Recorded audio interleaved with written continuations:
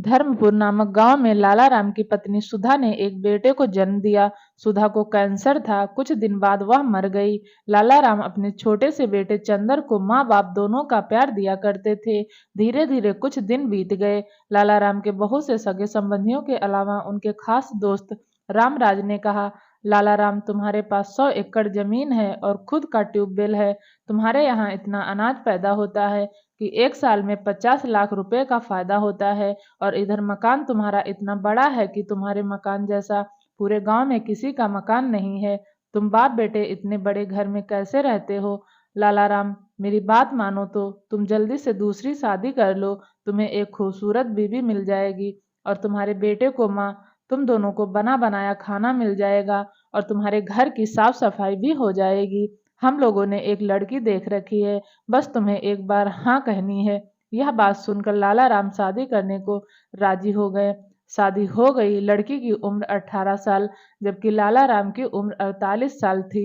लड़की का नाम सरला था। शादी को तकरीबन 5 साल बीत गए। कुछ दिन बाद लाला राम भी मर गए।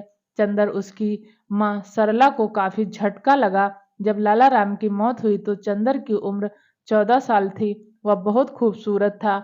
उसका गोरा रंग व गठीला बदन था। उसकी सौतेली माँ सरला खाना पकाती, घर की साफ सफाई करती और चंदर के कपड़े भी धोती थी। चंदर धीरे धीरे बड़ा होने लगा। एक दिन चंदर ने सरला से कहा, माँ, एक बात बोलूं? सरला बोली, बोलो बेटा। चंदर बोला, पिताजी इतना पैसा छोड़ कर चले गए हैं। मैं रोज पढ़ाई की वजह से खेतों को सही से देख नहीं पाता, इसलिए सोच रहा हूँ कि 2000 महीने पर एक आदमी खेती बाड़ी का काम संभालने के लिए वहां रख दूं। वह खेती बाड़ी का काम मजदूरों से करा लेगा और कम से कम साल में 3-4 लाख रुपए का अनाज बेच लिया जाएगा। सरला ने कहा, बेटा, तुमने तो अच्छी तरकीब सोची है। यह काम तुम तुरंत कर लो। चंदर ने इस काम के लिए एक आदमी रख लिया। साल में 3-4 लाख रुपए का अनाज बेच लिया करता था। जिंदगी अच्छी तरह कट रही थी, मगर सरला दिन रात किसी नौजवान मर्द की तलाश में रहा करती थी, क्योंकि वह अपनी जवानी का मजा पूरी तरह नहीं लूट पाई थी। एक दिन चंदर बीमार पड़ा। सिर में दर्द था और बहुत जोरों से उसका बदन टूट रहा था। चंदर खेत से आया था। शाम को 6 बजे आकर चारपाई पर लेट गया। इधर सरला खाना पकाकर चंदर को बुलाने गई तो देखा कि वह दर्द से कराह रहा था। सरला ने घबराकर पूछा, क्या हुआ चंदर? तुम क्यों कराह रहे हो? चंदर बोला, मेरा सारा बदन टूट रहा है। सरला ने पूछा, मैं सरसों का कुनकुना तेल लेकर आ रही हूँ, तुम्हारी मालिश कर देती हूँ, कम से कम तुम्हारा बदन दर्द कम हो जाएगा। चंदर ने कहा, ठीक है माँ। सरला ने चंदर की मालिश करना शुरू किया। मालिश करते करते सरला की नीयत खराब होने लगी, लेकिन तब तक चंदर सो चुका था। अगले दिन वह सोचने लगी, कैसे चंदर के करीब जाऊं या चंदर मेरे करीब आए ताकि मैं दिल की बात कह सकूं। एक दिन सरला ने सोचा, जैसे मैंने चंदर की मालिश की थी उसी तरह चंदर से मैं भी मालिश कराऊं तो हो सकता है कि बात बन जाए। शाम हुई। खाना पकाकर सरला चंदर का इंतजार कर रही थी। चंदर की मोटरसाइकिल की आवाज सुनते ही सरला चारपाई पर जाकर लेट गई और कराहने लगी। चंदर ने घर में जैसे ही कदम रखा तो देखा कि उसकी माँ चारपाई पर लेटी कराह रही थी। चंदर बोला, माँ, क्या हुआ? सरला बोली, कुछ नहीं बेटा, मेरे हाथ पैरों में बहुत दर्द है।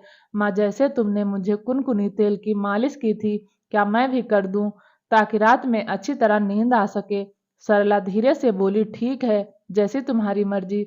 चंदर ने जब कुनकुने तेल की मालिश करना शुरू किया तब सरला काफी खुश हुई। चंदर ने भी सरला के बदन को देखा और छुआ तो वह भी चढ़ती जवानी के जोश में पागल सा होने लगा। सरला के सारे बदन की मालिश करने के बाद काफी रात गुजर गई। चंदर को नींद नहीं आ रही थी। उधर सरला की आंखों से नींद गायब थी। दोनों रात भर जागते रहे। सरला ने कहा, चंदर, मुझे डर लग रहा है, तुम यहीं आकर सो जाओ।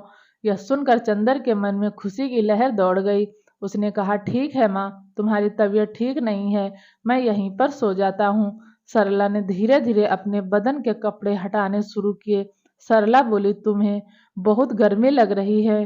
चंदर सरला की हरकत देखकर पागल हुआ जा रहा था। चंदर सरला के बदन की मालिश दोबारा करने लगा।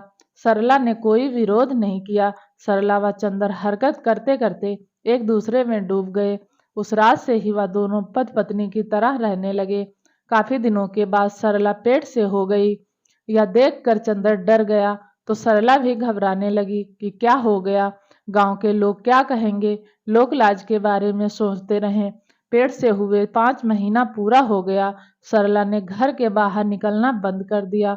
एक दिन लोक लाज के डर से सरला ने जहर खा लिया और उसकी मौत हो गई। बाद में चंदर को पता चला कि सरला की मौत का जिम्मेदार वह खुद है। अगर वह समय रहते सरला के पेट में पल रहे बच्चे की सफाई करा देता तो उसकी मौत नहीं होती।